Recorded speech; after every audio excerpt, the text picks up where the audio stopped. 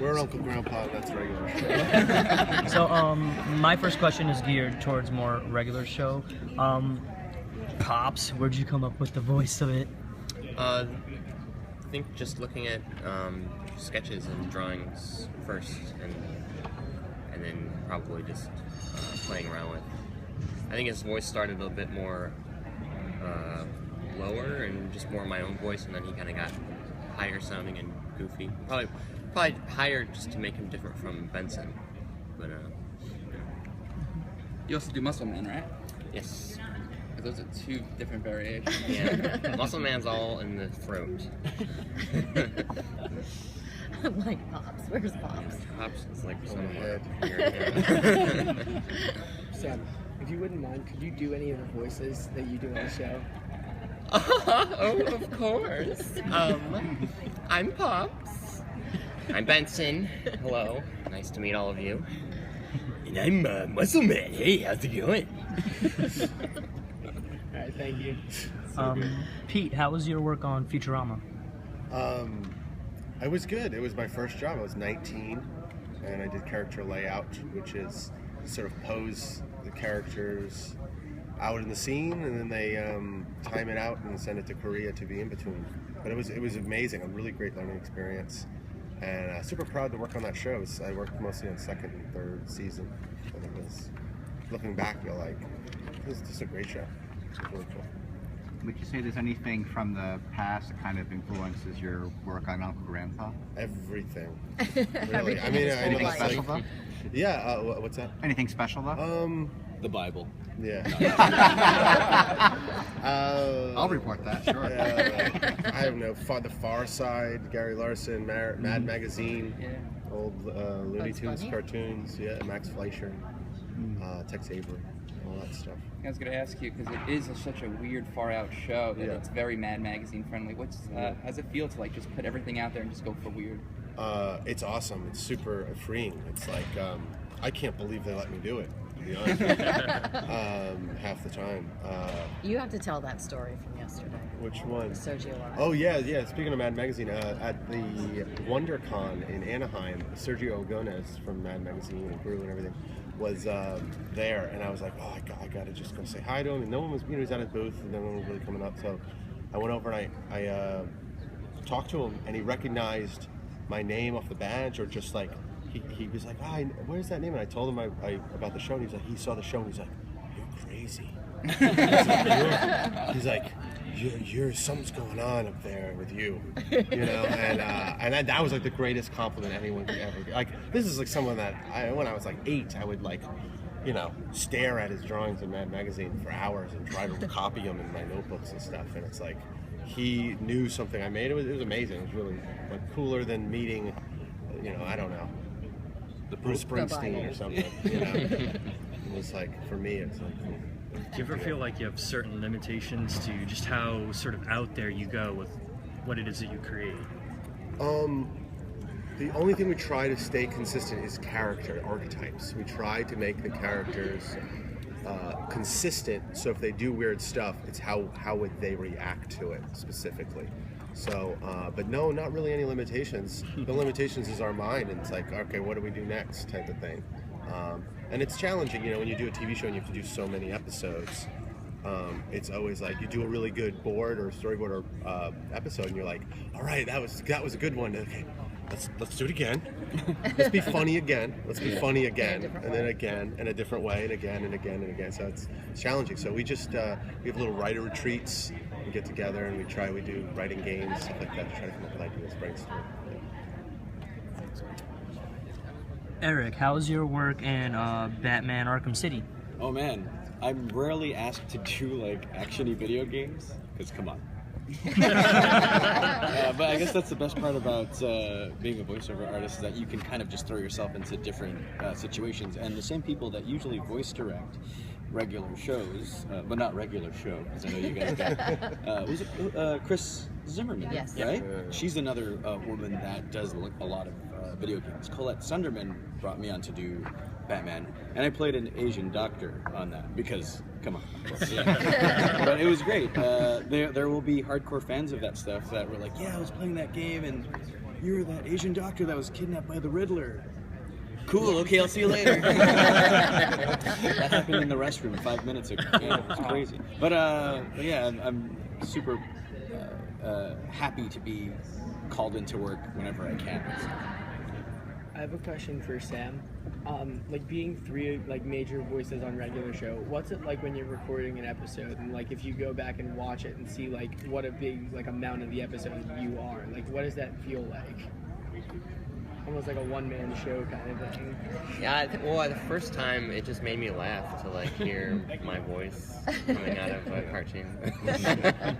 Even in school when JG would just show me like the animatics. He'd show me first because he was really secretive, but he was like, "Oh, Sam already worked on it, so I'll show him at least." And then I would just be sitting in the computer lab like laughing. No one would know when I'm laughing. No, yeah, I think I just get a kick out of it. It's pretty funny watching it. I haven't seen it that often, but he talks, you know, back and forth without Conversations. thinking, I think. Yeah, do you do that? Do you do like runs, or do you we- actually switch characters and have them We talk do to it each at least other? the first time. I'm sure sometimes it doesn't work out. Yeah, yeah. So you and then we have to go through and do it. He's the Mel Blanc of that show, you know?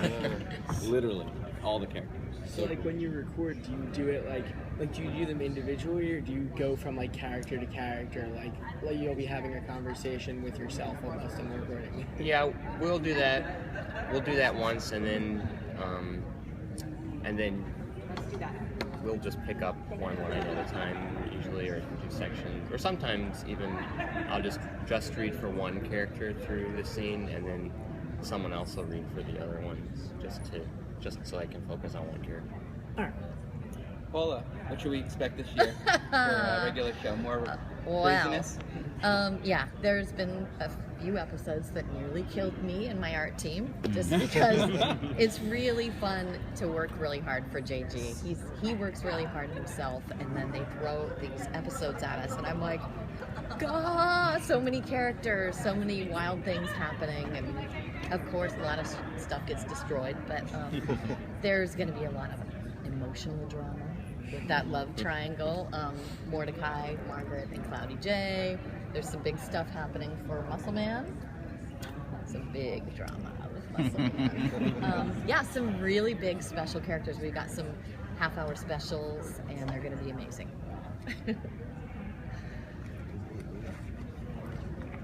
Okay, Paula, could you talk a bit about the approach you take to the art style on the show? Yeah, you know, JG, as Sam said, he likes to keep things to himself. He's pretty secretive with his work, but he and I had worked together on Camp Laszlo and then Flapjack, so he came to me and said, I don't know how to do the art, can you help me? And that was it. We just worked together from there. He had some artists that influenced him. He had a very specific look in mind. It's called Regular Show for a reason. He wanted those backgrounds to seem like everyone's life, everyone's home. Like, my job as the art director is to make sure that those backgrounds and all the artwork support the animation and the writing and just help tell the story, plus it out. And then I've got to make sure that we can actually produce the show, like an 11-minute episode every week. So I think it all worked out. I was actually kind of worried during the pilot stage that the backgrounds and the artwork might look a little boring, but he kept reminding me it's called Regular Show for a reason. And then when we actually screened all those Cartoon Institute shorts, you guys remember that? The first few that came on, I was like, God, I can't look at anything, I can't concentrate. But when Regular Show started, that theme music started, and it all worked. I'm so happy, and I'm glad that people like the look of the show. It's fun to work on. I have a question for Pete. What was it like when you pitched an idea like Uncle Grandpa to Cartoon Network? It's pretty terrifying.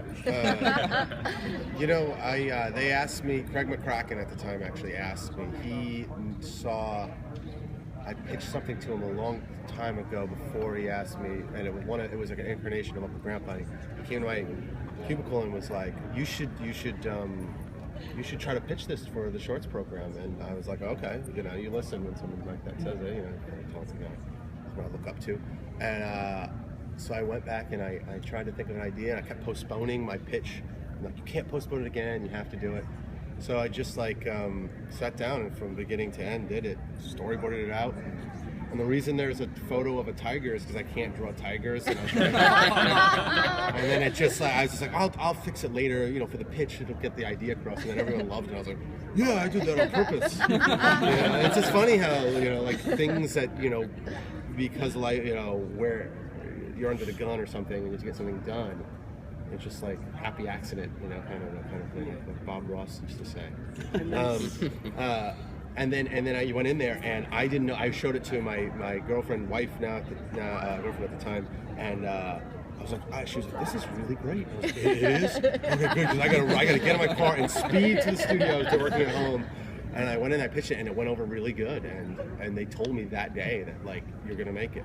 So not the series, but the pilot at that time. That's great. And it was amazing. It's like, and for a kid who just grew up loving cartoons and wanting to do this and finding out that it was an actual job that you could do and maybe have a career, to have a show now, it's sometimes it's surreal. Where'd you get the Pizza Steve idea from? You know, if you really want to know, I had another show. This is no one's ever asked me this, but this is a good story. So I had another show and it didn't go well, and I was, you know, a little bummed out. You're like, all right, and I was a little confused at the time what to do next, and I was like, you know what? I was a buddy of mine. I was in the office with me. I had a dry erase board in my office, and I was like, you know what? I'm just gonna do a pizza with sunglasses. Like, who cannot like a pizza with sunglasses? It's so iconic and stuff. I'm like, wait, no one's really done this before. It's like kind of like a weird mascot for a food chain or something. I wanted that. I've always loved how cheesy like those type of mascots from the 80s, 70s, all through a time. And I did it, and I called them Stew Slice first. I don't know, and then I went to Pizza Joe, and then we couldn't do Pizza Joe because of you know, legal concerns or whatever. So we ate there last night. Yeah, exactly. So it's Casey Alexander, who's my creative director now on the show, was like, Steve's kind of a jerk. We knew the character was like a egomaniac kind of jerk. He's like, Steve. Hope no one's named Steve here. He's like, kind of has a jerky sound. Pizza Steve, because it doesn't really go right. And I was like, he named him, and then so it was literally like just being like, I'm gonna sell this dumb idea, and then you're like, actually, you know what? This could actually work. Like, and Uncle Grandpa's this, you know, weirdo old magical man was the thing. It's like, of course he's gonna have a friend of it that's a dinosaur or a piece of pizza. And it's just like kind of a Pee-wee's Playhouse thing. So it all kind of worked together. It's another one of those accidents, you know? It's just like you don't know where inspiration will come from. You just have to like be yourself, do stuff, and something will hit you. And if people laugh at it. Yeah, exactly. Yeah, that's what it is. It's as pure as that, you know? So what's it like coming up with ideas for that show? Like what goes into that when you like have to like write down, like when you come up with like episodes? A lot of different types of episodes. We do ones that are very we're helping a kid episode where Grandpa helps a kid, and we kind of have a structure to how those are a thing, and then we go like we try to do kind of Seinfeld-esque ones where it's like, well, they'll go to the movies. How would these characters go to the movies? And you write to their character, you know what I mean? Like, how would Uncle Grandpa eat popcorn? He wouldn't eat it like a normal person. He'd eat it weird or something, you know? Like, so you try to figure it out that way and write from there. And we have brainstorming group sessions. I really give a lot of responsibility to my storyboard artists and writers to invest in the show and let their ideas shine through. Like, you know, empower them so they get inspired, and then they'll bring a lot of ideas to the table. So we all try to go away, come up with ideas, and then have meetings and swap ideas. What do you feel like the role of magic is in your show? Probably it's like for imagination. I feel like the idea of Uncle Grandpa is that he comes and it's like he's like a sort of facet of the world's imagination or something, and the magic makes him sort of unique, right? Special in the normal world, but also he can bring items along with him or take them out of belly bag here, and it helps to support the adventure and further the story and be creative and turn the story and stuff like that. So it's kind of use it that way. In a regular show, there was an episode where Rigby changed his name to Trash Boat. Why Trash Boat? Who knows?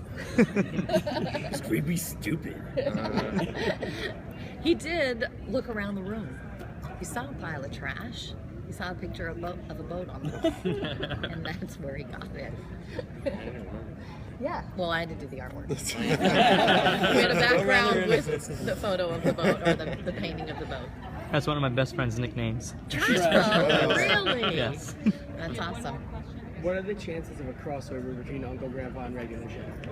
I don't know. Has anyone approached you? No, no one has. I don't know. It's happening right now. Well, this is strange.